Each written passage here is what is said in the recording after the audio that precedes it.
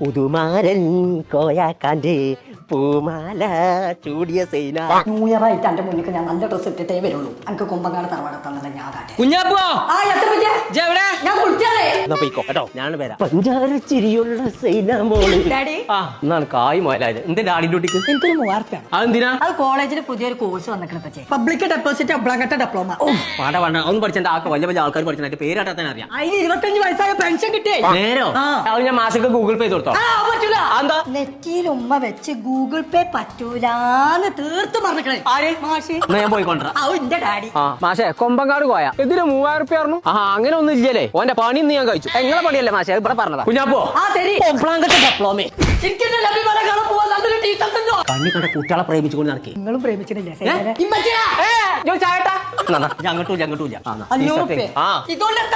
എത്ര കിട്ടാന്നോ? 500 റുപ്യക്ക് 4 ടീഷർട്ട് ഇട്ടുന്ന കടണ്ട്. മേലാറ്റൂർ അങ്ങാടിയിലുണ്ട്.